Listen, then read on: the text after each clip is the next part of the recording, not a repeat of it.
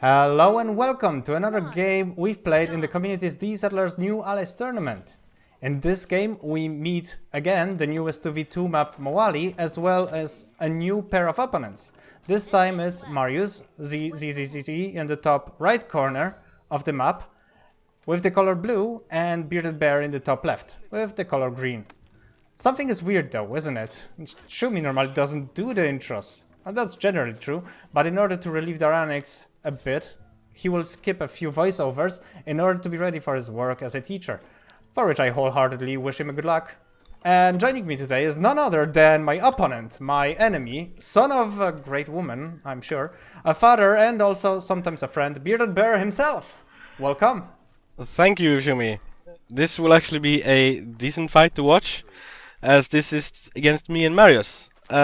This would be really cool to see how we played against each other, what we did wrong, what you guys did right, and the end of it, of course.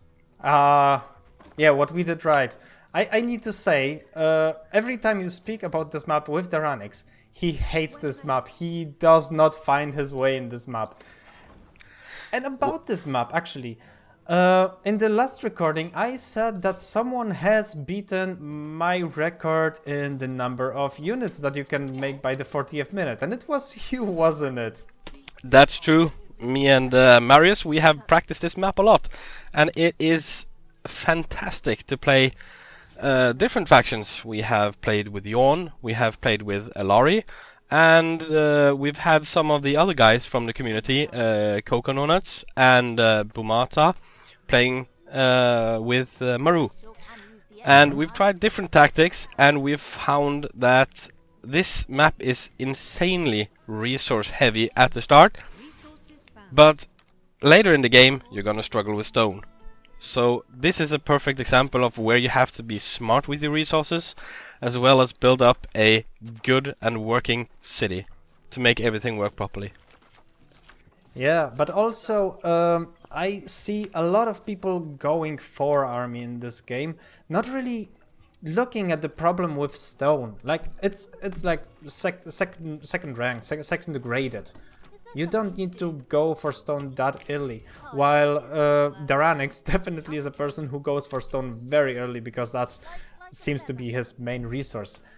How do you do that? Well, we usually build like 2 quarries. And 1 mine, of course. That's what you have in the start of this map. You have to, like, the player here is this Shumi or is this Daranix? This is Daranix. You can find Daranix. out because it's Elari. Yeah. So he's going straight down for the fishes. You need to go for the fishes really fast on this map to boost your stone economy. Usually we build 2 or 3 sawmills in this map. And you rush for the fishes. As long as you can get the fishes, your stone economy will be fine. So you at would least, say... Oh, sorry. now At least Daranix for the is on first spot. 30 minutes. You would After still the say 30 for minutes. now Daranix is on spot, right? Yeah. So he's on spot right now. After the first 30 minutes, you need to consider if you're going for army or if you're gonna go for a later game with more defenses. If you're gonna start trading for stone, because after 30 minutes, you run out. Then you have the 1 mine, and that's a struggle to get housing for that. Oh, that is actually very interesting. I never checked what minute it is that you run out of stone. Is it? Have you checked it? Is it 30 minutes? If you go. For I 2 haven't checked quarries? it exactly, but it's around 30 minutes. That's Yeah, when the mine is the only thing you have left. Okay, interesting. Well, I probably should have checked that way earlier because it's a helpful knowledge. You can see the session time on the top left. We will probably skip a few minutes, and it's there just to exactly know when stuff happens, like when you run out of the initial wood or stone for us in the game while we're playing. Yes. I've seen some people only build 1 quarry for the stones in the beginning, and that will actually stop your housing very badly on this map. And I've seen people do different tactics. Some just go building roads up to the mines where the iron and coal is, while other people you build warehouses. If you build that secondary warehouse, that's gonna set you back, depending on faction, of course, say 10 stone. 10 stone on this map is critical for army production, and housing. That is correct. I also still stand by it that the warehouse logic, how the carriers work with our warehouses, could have been done a bit better. And I generally don't like warehouses. That's why I never built them. I'm actually just the same. I don't like building secondary warehouses because I feel like it's slowing down everything. But what about trading? Do you build a secondary warehouse when you're going for the trade? Or Yes. do you never go for trade? Okay, you do. When I do go for trade, like we've had in the tournament, we've had really good opponents and some lesser, what do you call it, experienced players. And once we met proper opposition on this map, we've had to get the harbor pretty fast. Yeah.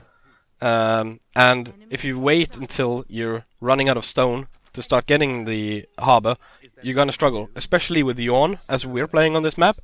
Mm-hmm. It's expensive, and you're gonna sit there and wait for the stone ticking in 1 and 2 and 2 and 1 and 2, and it's so slow. It's so annoying. It is.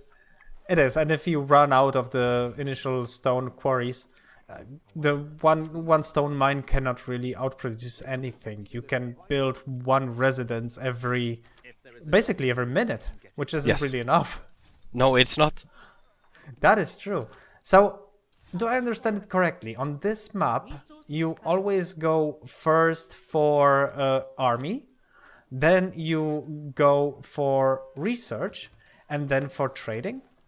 Yes, that's the sequel where I've usually followed.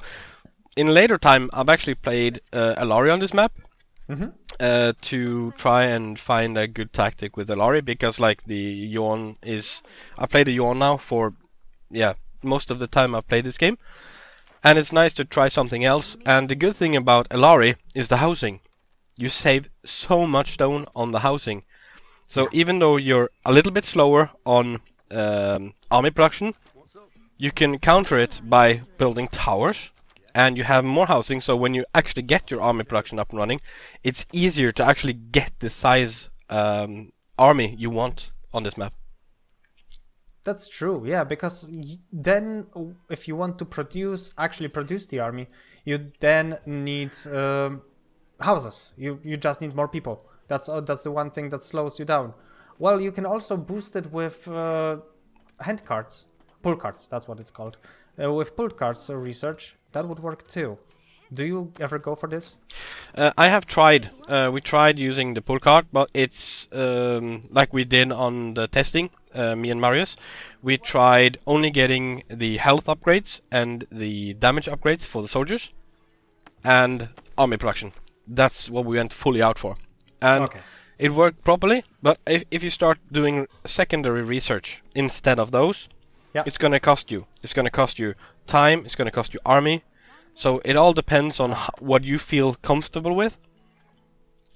But recently, me and you, we actually played this map, and I played Alari, trying out something way different. I tried going up to the mountains, getting the gold and the gems, and I was 100% reliant on towers. So I had to go for trade, I had to build towers, and it worked. It worked fine. It's a little bit slow, but it worked.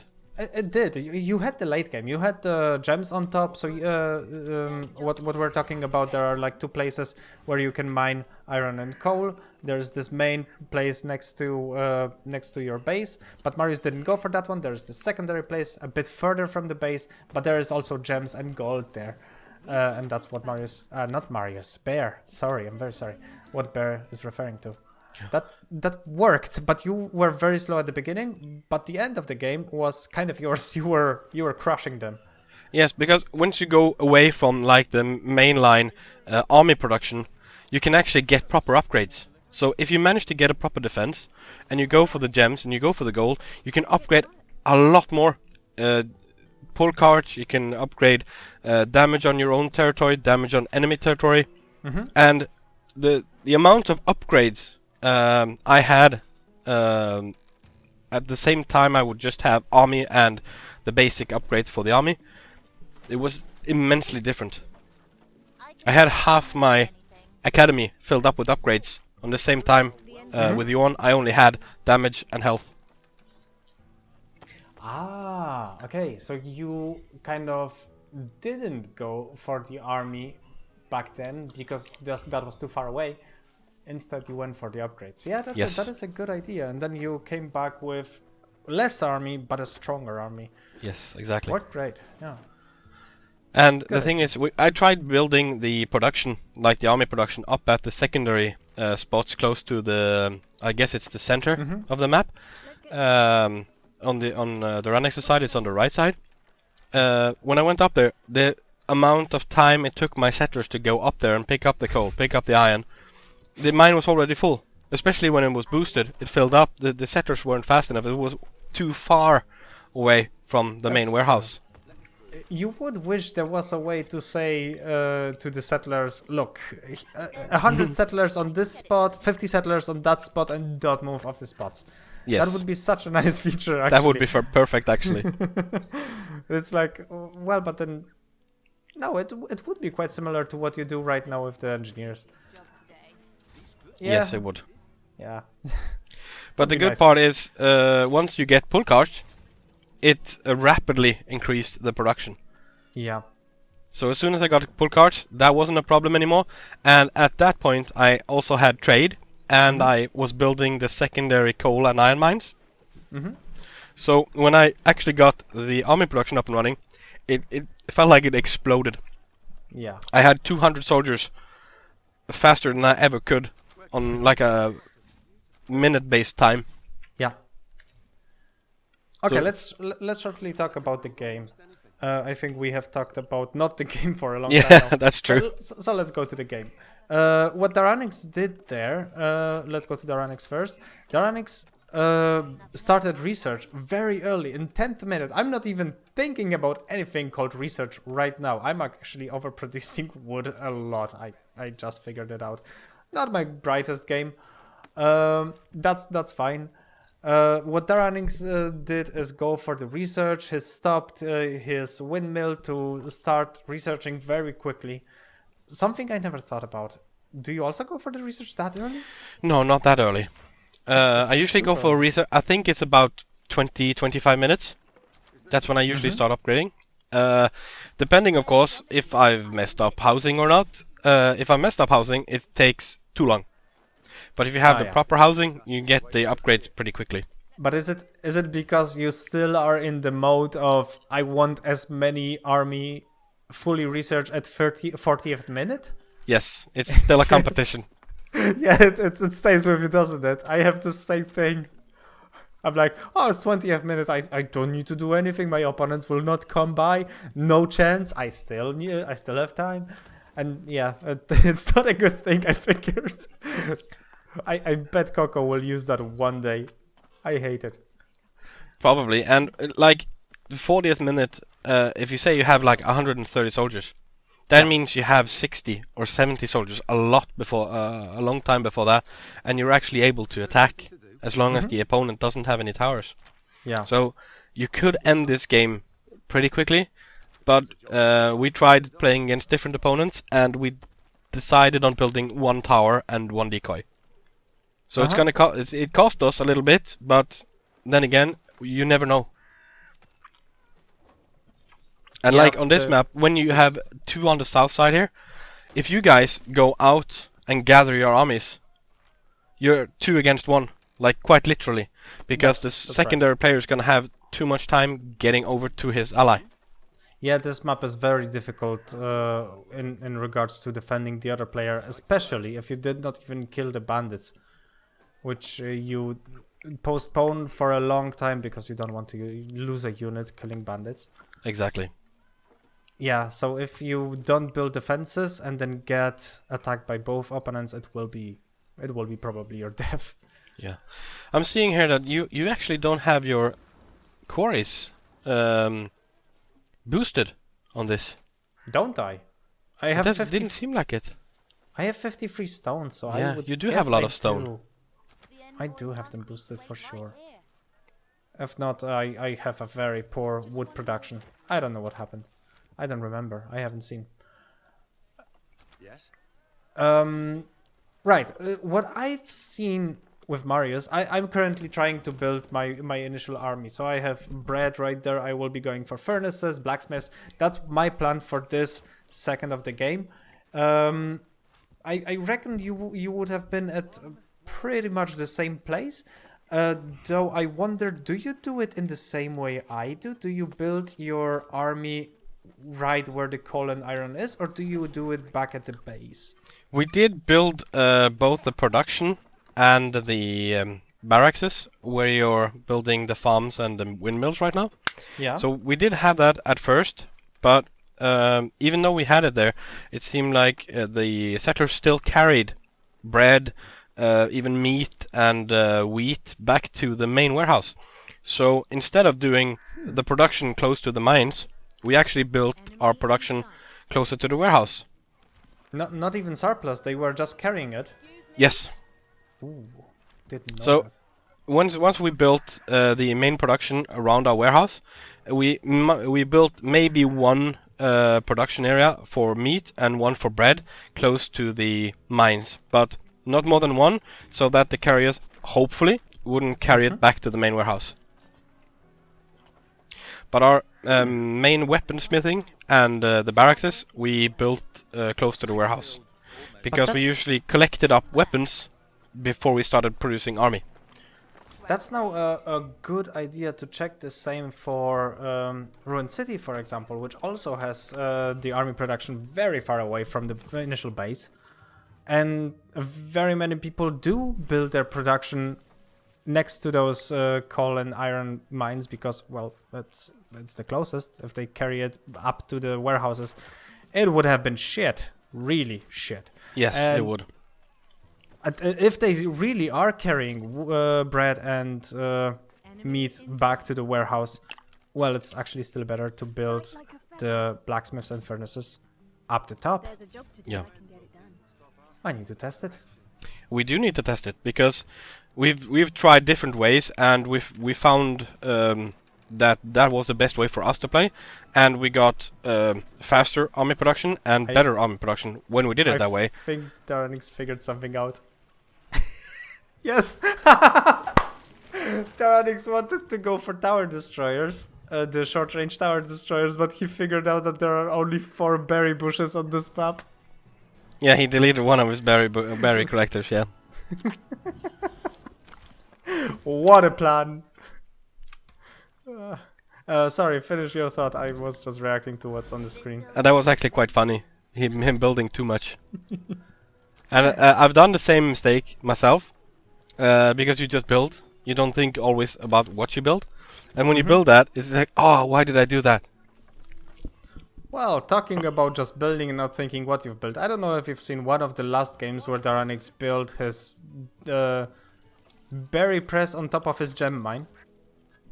That was a sight. Yeah. That's a new one. I've never heard about that. Yeah, you have to see it. It's it was funny. The funnier part was I have been kicked from the game, and so he had a long time to inspect that building. He got it on the recording very well. Oh, that's awesome. I can send you the link to the video later on. It's the last game, the game 3. I see here, actually, almost at 20th minute, he starts building the harbor. So he's going for trade pretty early. He went for... Too early? Okay. Yeah, I think it's too early, but that's me. But he did go for research very early. Yeah. And now he's going for trade. So I'm guessing at some point he's going to build some towers. Hopefully, right? Well, that's basically what Darrenix does, isn't it? He goes for army... Well, he has the basic army production, but he doesn't produce the army up until as late as he can, just to have this head start in harbor, in trading and in research, which works great, but not in early game. He often dies to just overdoing the research or the harbor. Or he just doesn't see any action because his friends kill the opponents and he has nothing to do. Yeah. The two things that he sees, mostly. I see you build pretty similar to what I did the first times we did this map. You're building everything close by, and it works properly. It does. I wonder, because I've never heard or seen the maths done behind it, how many ranches do you build? I think I usually build between 4 and 5, but I always have an 4 and insane 5. surplus of meat. Yeah, I go for 3.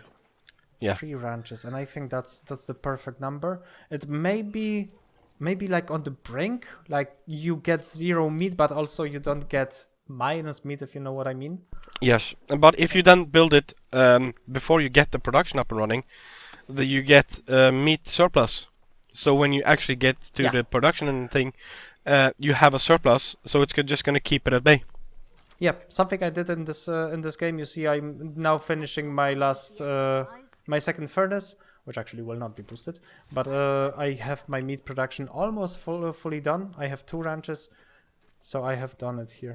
I'm searching for the perfect spot for towers so that my engineers will not be attacked. And then I have some defenses, but against Bear and Marius, who are super aggressive players. Yeah, we have been super aggressive, but then again, it's also bitten us in the ass sometimes. Because Sure if it you're does, super right? aggressive, you will falter really early if you have an enemy that has proper defenses, because you've used all your resources or your main bounty of resources on building the army. Yeah. If you have an army and no building destroyers, and you're meeting 3 towers, you're And just small army. waiting there. Yeah, and that's basically what Daranix plays for, right? He doesn't go for big army. He should have proper defenses and time on his side. Yes. Sure can use the exercise. That's why I actually like playing with him, because we just go 2 different ways. If I win early game, well, nice. If I don't, Daranix carries the late game. He's good at the late game. Yes, that's what we've been trying to get better at, the late game, because more and more people are playing, and there's more and more people joining the community, so we're getting more and more opponents. And a lot of the guys in the community, and girls, are eager to learn, and they're learning every day, and we're getting more difficult opponents every single day. So Yeah. we've had to spec up our initial games so that we can actually endure for a long game instead of just being wiped out if we end up at the late game. I think we talk about Spazzy in every single tournament game, but I still want to talk about how she amazes me, how quickly she got good at the game. She played in the tournament with a player who is good, with Arthur, and she learned so much so quickly with him. I don't know, she's really good right now. I do really think that in not that long of a time, she will be able to beat me. I agree. She does well. She does really well, especially at the late game. Yeah. We played against several people after the tournament, just for fun. And I was playing against, I think it was her and Coco Donuts. Mm-hmm. And I had a big problem trying to get into their bases. And I had a huge army. I even had building destroyers. But they had a decent sized army. They had really good defenses. And we barely won the main battles out in the open. Is it a pun? Barely? Yeah. Do you pun on your own name? Yeah. No, Okay, cool. I don't. But what they do right, that I've seen, that I'm trying to learn from, is that they go for howl and ooze pretty early, and that will help your army immensely in a fight. Me and Marius, we never did that properly, so if someone had howl, we would struggle. Yeah, and also seeing someone getting howl very, very early, you're like, yeah, they have smaller army.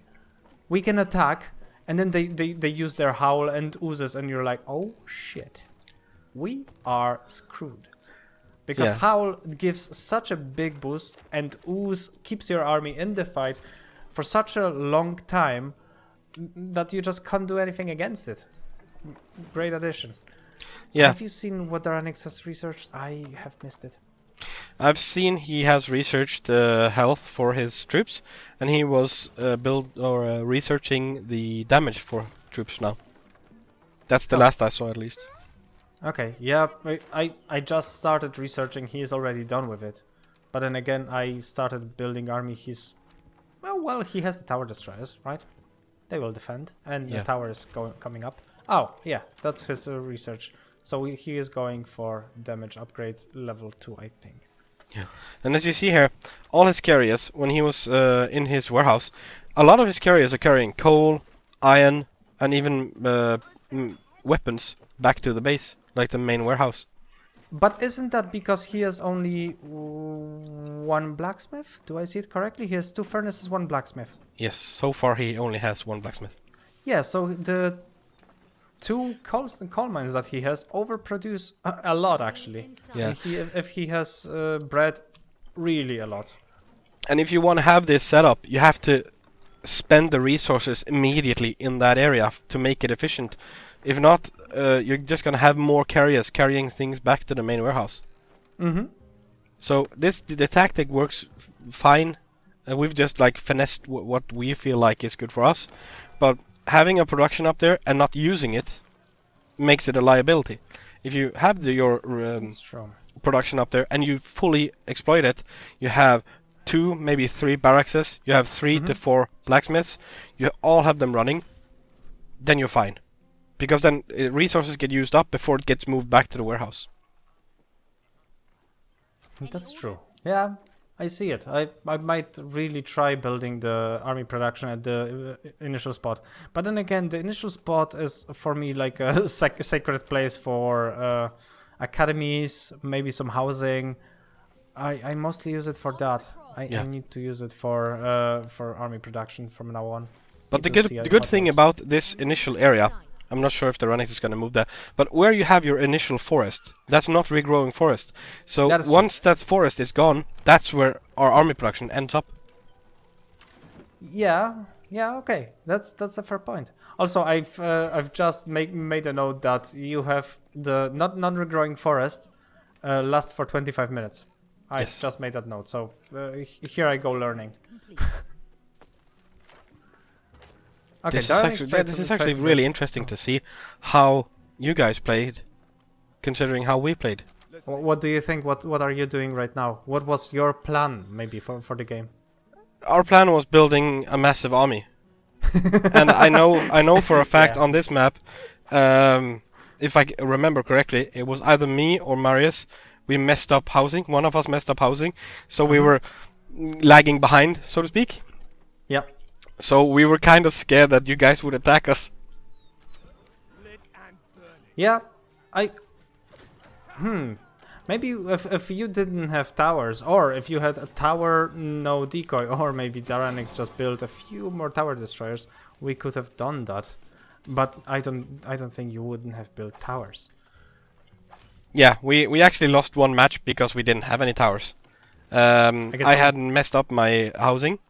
As I do sometimes, and I was lagging behind on army, so I only had like 30, maybe 35 at, I think it was 30, 35 minutes, and I got attacked by 60, and I didn't have a single tower, not any decoys, so I got run down. Who did you play against? Who did you lose against? I think it was Coconuts. Yeah. Yeah, they are demanding, they are very good. They really catch your mistakes.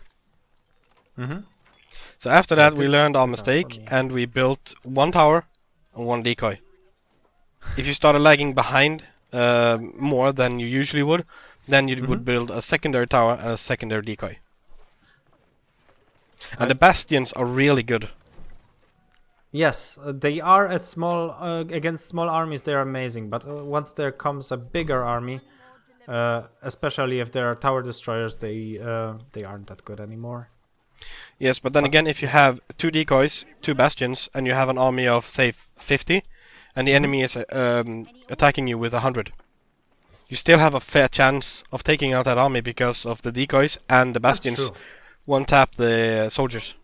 That's true, as long as they don't have tower destroyers, but then again, if they have tower destroyers, everything's probably dead. Yeah. That's true. I don't know if you've noticed, but the building of my academy is stopped. I don't know why. I have 3 carriers, but there just wasn't enough enough wood in that. They haven't built it. Ah, he died. So I have no research. Ah, he died too. I have no research, and I'm coming out probably with plans of some aggression. I don't think they will go well with that army. Yeah, oh, my research again.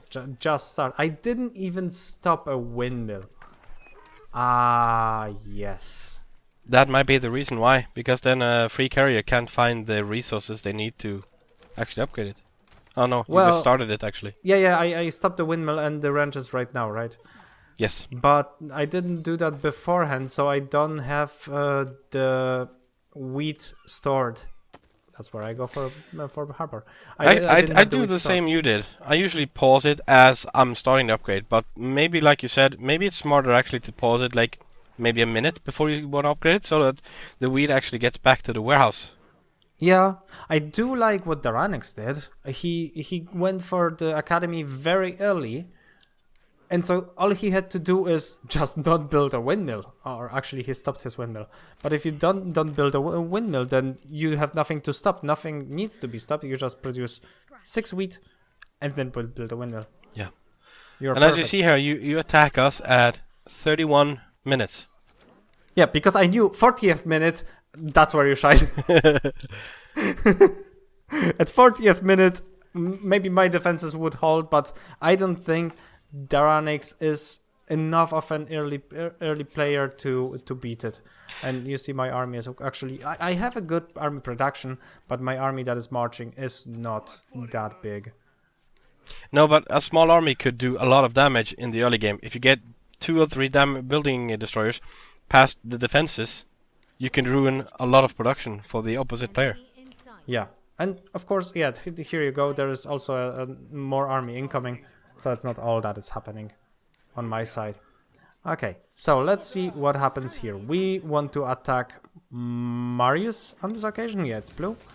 Marius, and he does have a tower. He has a decoy on the side, which tells me, look, we can walk the other side if he doesn't have any army. That's great for us. So his decoy is a bit misplaced.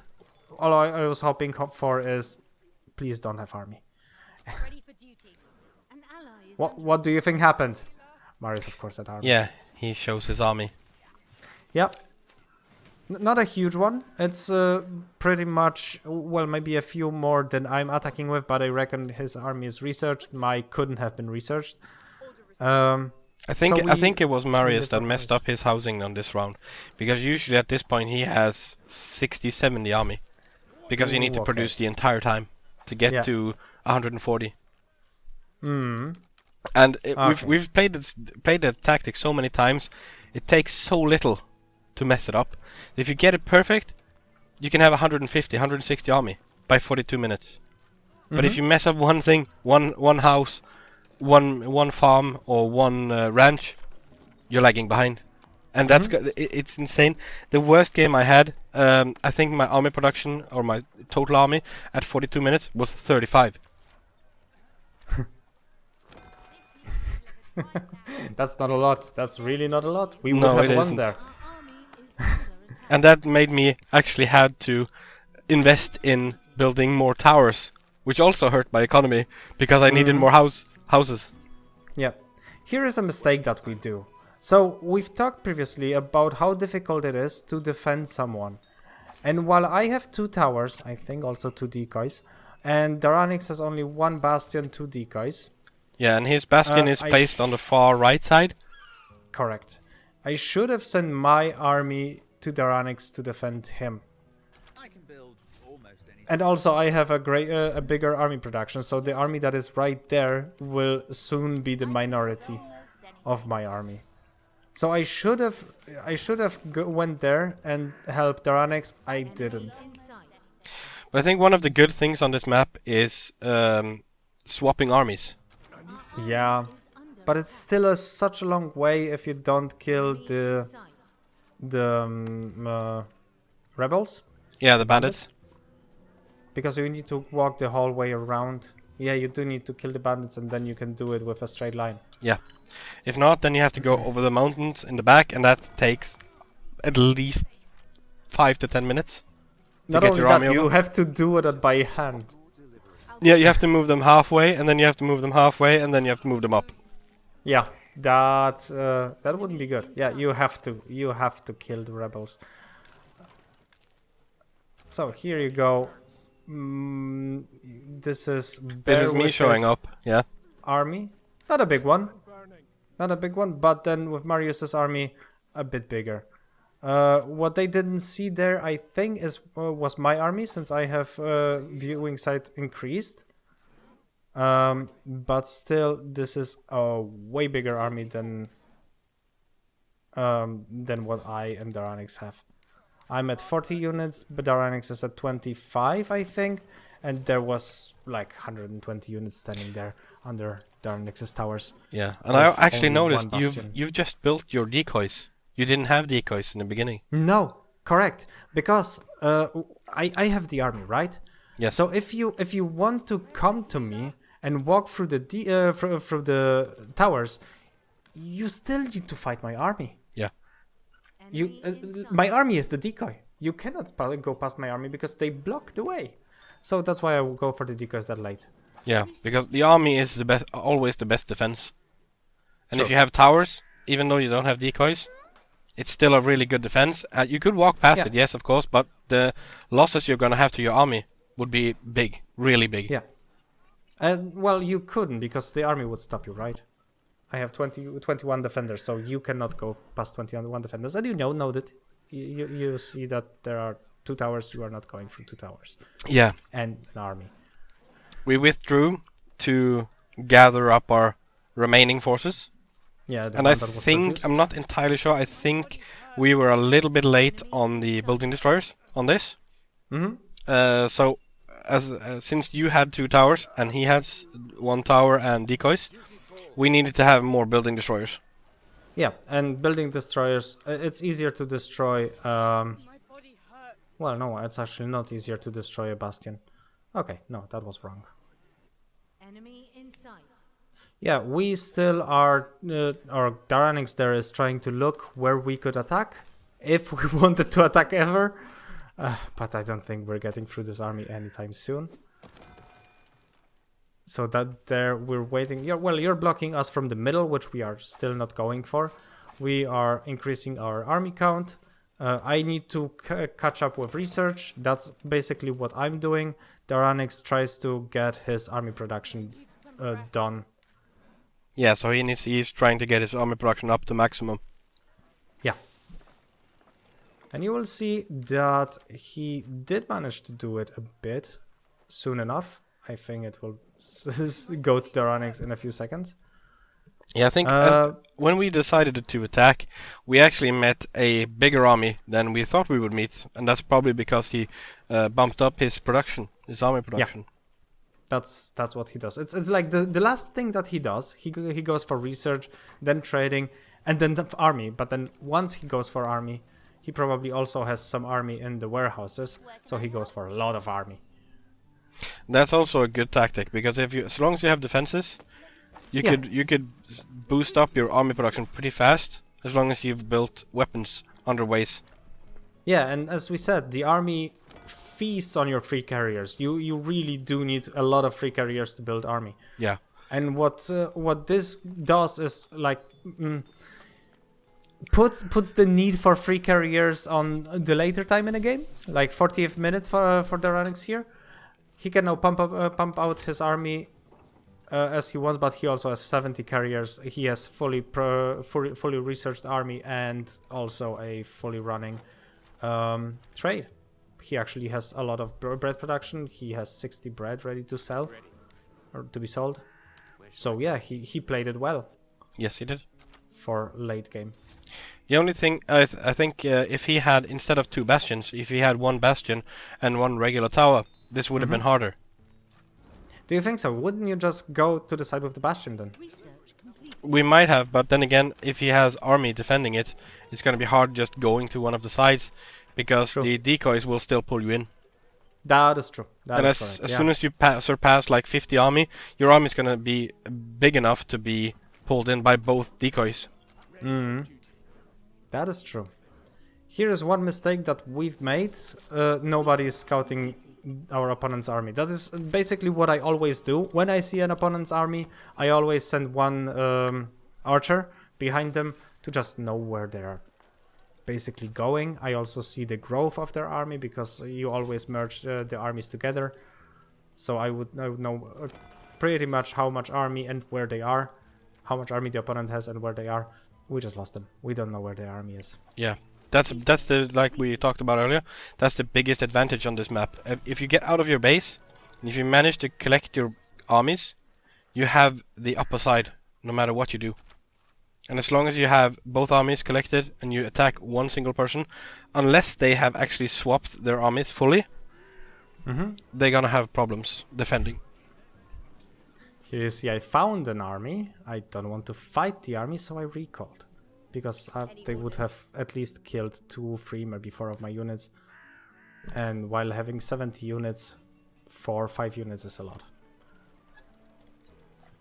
Yeah, that's also one of the things we've struggled with in the early games. If you lose your initial army, like if you build a big army in the beginning, if you have it a little bit too little upgraded, or if you underestimate the enemy, say they have Howl, like we've messed up a few times. If you lose your initial army, you're immediately on the defensive. Yeah.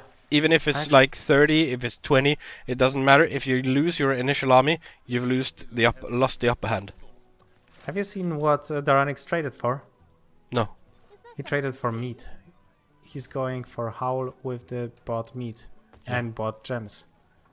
But then again, he maybe he maybe only wants to boost his army production. But I think he already planned for buying gems to build some ritualists and going for Howl. And you see, he has 50 units right now. He really went up with his production. Yeah. Enemy in sight. But I think we had approximately an army of 200 by this point. 200, 250. As a sum, or Yeah, each in one? total. In total. In total, yeah. Yeah, that's true. It's 50 units is still not that much. You still have to get through 2 towers. That is something. And also, I'm coming from behind. You see, as soon as I saw Bear and Marius moving towards Daranix, I moved my army out, which is still... I think my army was matching in numbers your army. That's what I said to Daranix, and Daranix understood it as, I have 250 units. Which I was like, well, you're crazy, Daranix. No, I have like 120. I can match one of their armies. And he felt safe with that. Enemy in sight. Well, let's see how safe he was. This is actually a nice nice showcase of how to siege or when to siege. Yeah. Because people don't generally siege unless they have a strong tower destruction built up. I think we had about really 15 to 20 building destroyers. And we had decided on this time that we need to attack now before you get a bigger army. And we can't get past your defenses. Yeah, but as you see, your 15 to 20 building destroyers did not get through the towers too quickly. No. I did catch up, even though I was far away. I did catch up, and I now attack you from behind. Sadly, my army is still not enough to kill 2 of your armies. And my army was not fully upgraded here. I had level 3 on health, but I only had level 2 on damage. Daranix had fully upgraded his army. So if he had a little bit bigger army, he would have been able to defend against us. Yeah. Because I as you believe see, I was the same as you were in research. Yeah. But still, not enough. and as you see, after this initial attack, our army was minimal. Yeah. And you see, actually, you did well there. It was, yes, you did keep attacking. You did keep pushing through, while Marius went for my units, so that we had a 1v1. Even though his army may not have been enough to beat my army, don't know. you would have destroyed the Ranix in the meantime. Yes, that was the plan.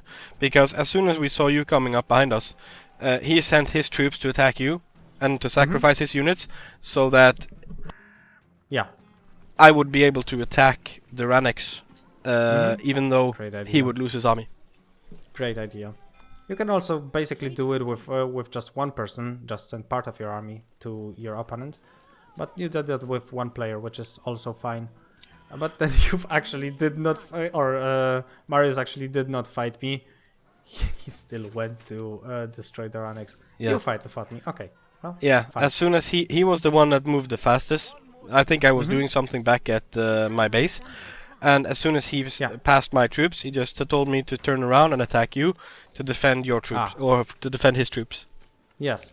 And well, I see that I'm not beating you. There is no way I'm winning this. But I saw just one last chance. While you were here, I couldn't have beaten you. The Ranix was dead. But then if I would have been able, I didn't know what the state of your recall, but if I would have been able to kill one of you sneakily in the meantime, that would have been great. Yeah. And so I regrouped my army. These 12 units that survived there are now going back to home to the 20 more units that are back at home. And I will be doing a final push towards Marius. And, well, if I kill Marius, game's on. It's 1v1, and I think I can beat Bear if I have a good day and Bear has a slightly worse day than I do. Homes are under siege. The thing is, I've played this map again with Bomata. I think it was last weekend. We played against Fableman and I'm not sure who the other player was. And we've had this exact same scenario. My ally, Bomata, he was taken out because he didn't have any towers. And I was playing alone. I was all alone. I had to build defenses in my rear. I had to build more defenses in the center. But I did have a decent army. Yeah. So I sent my army to attack Fableman's ally, and I managed to get into his base and take out his warehouse. So then it wasn't 2v1 anymore, it was 1v1. Yeah. And did you win the game? Yes, we did. Nice. Yeah, I've seen a few 2v1s being won recently. Coco did a big thing out of this because he won a few of 2v1s. And then he also was in a 2v1 against me and Spazzy, and he almost pulled it out. Oh no, against me and... Ooh, I don't know who my teammate was. Bumata was killed and someone was my teammate. And he almost pulled it off. Amazing. Yeah, but you put everything in one card. If that doesn't work, you need to bunker down and hope for the best. Yeah. Actually, this tournament is a big base of 2v1s, isn't it? We had... Well, I am now 2v1 against you and Marius, but with no big hopes. We had Fodder and we had SF Evolution against Mike, which Stormy... Well, Mike lost it, Mike died, but then Stormy held 2v1 for, I think, over 40 minutes and still won the game, which I haven't heard about ever. That is incredible. And then there was a final game, which you will see, so I will not spoil how the one game that I wanted to spoil went. But that's insane, the way he did that match. But then again, those two players playing against Mike and Stormy, once they had taken out Mike, they had spent most of their resources on one specific tactic. That means you're not prepared for a regular army. And if Stormy could defeat their initial army, then you're back on the defense and he could take them out. Yeah. So now I see the whole army and that's GG. I cannot beat 2v1, not Marius and Bear, they are too good. Here's the scoreboard. All I have to say is thank you, Bear, for voiceovering this with me. Thank you, watching people, for watching this game. GG, and see you in the future. I will beat you one day. Indeed you will.